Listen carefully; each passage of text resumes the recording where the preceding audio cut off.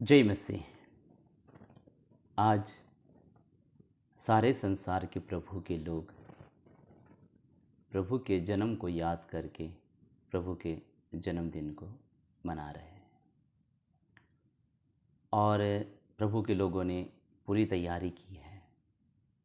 अपने घरों को सजाया है, कलीसियाओं को सजाया है, अपने लिए और अपने परिवार के लोगों के लिए नए कपड़े खरीदे गए हैं। बहुत सारे गिफ्ट उपहार खरीदे गए हैं ताकि अपनों में बांटा जाए। घरों में, कलीसियाओं में अच्छे अच्छे भोजन को, खाने के सामानों को बनाया गया है ताकि सब मिलकर खाएं और खुशी मनाएं।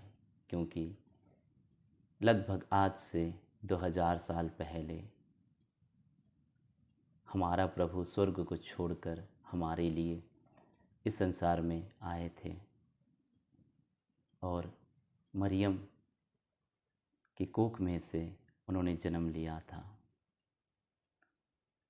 ताकि हम जो पापी थे हमें उद्धार दे सके। इन सभी बातों को याद करते हुए संसार भर के सभी प्रभु के लोग आज प्रभु के जन्मदिन को मना रहे हैं, बड़े दिन को, क्रिसमस को। लेकिन हम जो प्रभु के लोग हैं, हमें इस क्रिसमस के तैयारी के साथ एक और तैयारी को करना है। उस तैयारी को जिसका वाचा प्रभु ने इस पवित्र शास्त्र में अपने चेलों से और हमसे की है। आइए हम उस वचन को पढ़ते हैं। यूहन्ना की पुस्तक 14वां अध्याय का 2 और 3 पद। मेरे पिता के घर में बहुत से रहने के स्थान हैं। यदि ना होते तो मैं तुमसे कह देता, क्योंकि मैं तुम्हारे लिए जगह तैयार करने जाता हूँ। और यदि मैं जाकर तुम्हारे लिए जगह तैयार करूँ तो फिर आकर तुम्हें अपने यहाँ ले जाऊँगा, कि जहाँ मैं रहूँ वहाँ तुम भी रहो। इस वचन के द्वारा प्रभु ने हम सभी से एक वाचा बांधा है कि मैं आऊँगा तुम सभी को अपने साथ ले जाने के लिए, और तुम मेरे साथ मेरे पिता के घर में रहोगे। जहाँ मैं रहूँगा वहाँ तुम भी रहोगे। जिस प्रभु यीशु मसीह के जन्मदिन को आज सारे संसार के प्रभु के लोग मना रहे हैं, उसी प्रभु यीशु मसीह ने इस संसार को छोड़ने से पहले इस वचन के द्वारा प्रभु के लोगों से एक वाचा बांधा है कि तैयार रहना, मैं आऊँगा तुम लोगों को अपने साथ ले जाने के लिए। देखिए, प्रभु यीशु मसीह के जन्मदिन को मनाने के लिए बाहरी तैयारी की ज़रूरी है, जैसे कि नए कपड़े को खरीदना, घर को सजाना, कलीसिया को सजाना, खाना पीना। लेकिन उस प्रभु के संग स्वर्ग के राज्य में प्रवेश करने के लिए, पिता के घर जाने के लिए ये बाहरी तैयारी काफ़ी नहीं है। हमें अंदरूनी तैयारी करनी है।